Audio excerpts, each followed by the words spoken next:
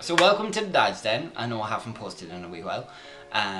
Simply because I've been trying to get this video in my head sorted about what I want to talk about and what I want to do with regards to video. And I'm flipping nervous about putting this up because it's very personal, and it's hard for me to convey these emotions that I feel about this thing, and also what I have felt about it.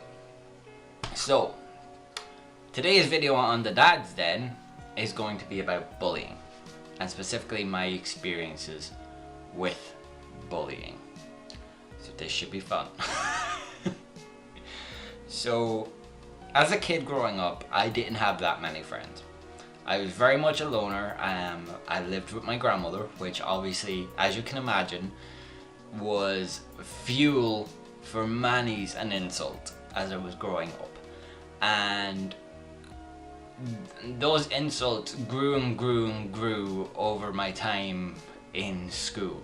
It started out, I had this really good friend who shall obviously remain anonymous. Kids took the piss out of us and used to call us names like, "Oh, you two gay boys, oh." And that was grand, like you expect that, like we gave just as much as we got, like, in those sort of days. But as a kid growing up, like, I didn't know how to deal with that. Like, it didn't process in my head what these things were. And you don't, because you're still trying to find your way in the world. You're still like a young kid who's just trying to experience as much as possible and all that. And when people like first started bullying, it was that sort of bullying. It was the name calling. It was the "Oh, you're not but two gay boys, I'm gonna kill you," sort of thing. It's like, okay, whatever. I'm a ginger, freckled, pale skin Irish male, so I am used to names. I've been called names since for as long as I can remember, and sometimes it would hurt me, and most of the times it would just bounce off me. Because the thing about being bullied, for the most part, for me personally, was it got to the stage where it became a norm, and where it didn't affect me whatsoever that I was being bullied.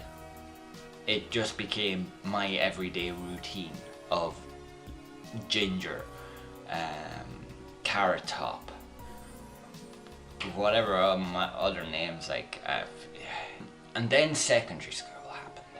And secondary school was grand up until fourth year, which is halfway through. Like, we have 6 years.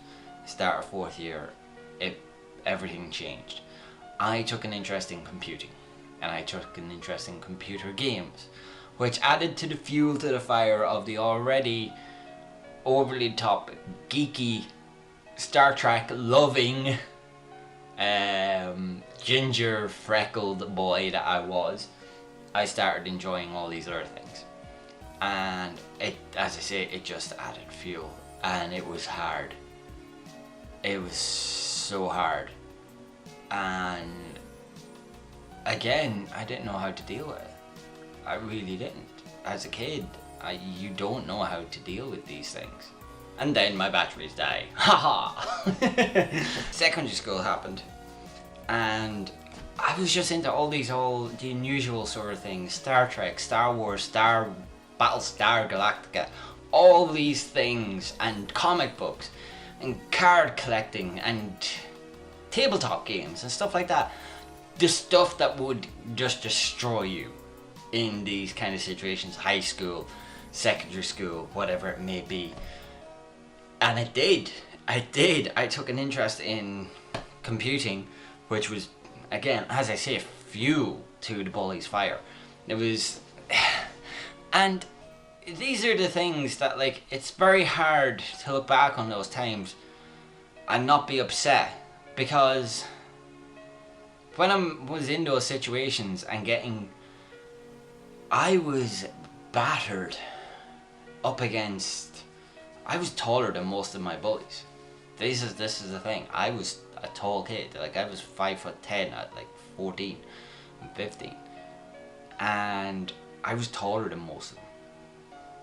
But they had the power over me, and they knew they had the power over me. And that's the thing about bullies, is if they know they have the power over you, that's how they get you, and that's how they control you. And it was torture. It was torture. Every day going to school was just torture, because there was days when I would go in and we used to have, I don't know if people in America may not know what they are, or English people and Irish people probably do, is like compasses that you would use to draw circles. It had a really, really pointy part, and then you put your pencil on the other side, and it would basically be like that. And the pencil would sit in this side, and then there'd be a really sharp pointy part, this part. That there, every day I got one of those through the leg. Every day. And it hurt. But not as much as how hurtful the name calling got. And I was dealing with a lot, because I lived with my grandmother, who was going through multiple strokes, and moving from her house to my mother and father's house, which is a whole nother story.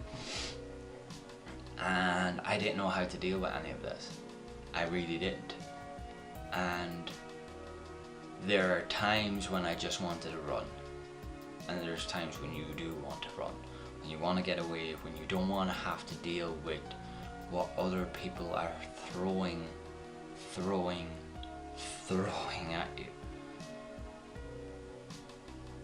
And it's hard, and it takes courage, and it takes sacrifice as well to actually deal with bullies. And it's not an easy fix. Like, it's not. There's no way, shape, or like, you can't just snap your fingers and fix what's going on in your head. Like, you can take the bullies out of the situation, but you've got the physical and mental scars of what has been left behind. And I'm 33 years of age, and I still deal with those scars. Obviously not the physical ones, but the mental ones are still there. I'm still scared of being in a group of people, because I want to be liked. I don't want to be segregated from people. I want to enjoy other people's company, but I find it very, very difficult to actually do that. And even now, as an adult, I'm very selective in the people that I spend time with. And even in work environments, I will shun and move away and quit jobs if I feel like I'm being mistreated. And that's not out of a sense of righteousness or a sense of right. That's out of being just scared of dealing with it, because it's so hard. And like, when I was like 18 and 19 and I left home for college and stuff like that, I really realized like that who I was, and some of the scars healed, but there was a lot still there, and there still is, and there always will be. And dealing with it is extremely hard. And I am so... People who are going through it right now are so brave. Like, they're some of the bravest people that I know. To know that they are being bullied. And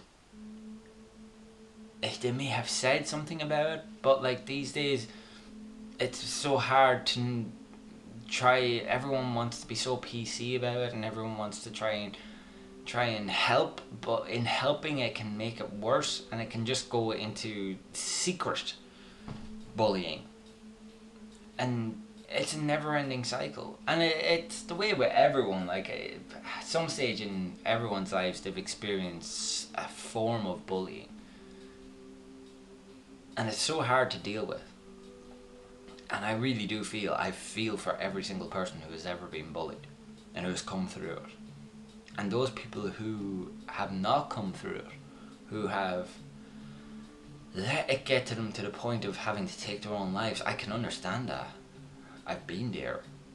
I've had that choice in front of me on not just one occasion.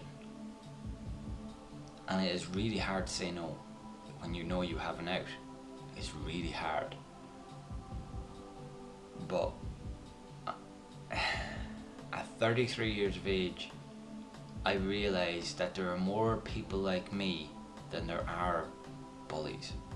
And I realised that there are more people who care about treating people right than there are people treating people wrong in this world. And if you have been bullied and are still here, you're a survivor and a stronger person for it. And that's the main thing. You are stronger than those bullies. They do not have power over you, only if you let them. You will always be the stronger one, because you have the choice.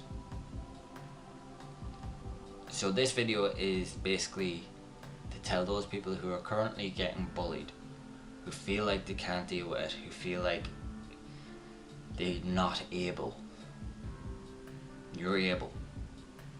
You're strong. You're stronger than you know, and stronger than you think. And someday in the future, you'll be sitting down explaining to your kids, to your wife, to your friends' kids, to your nieces or nephews,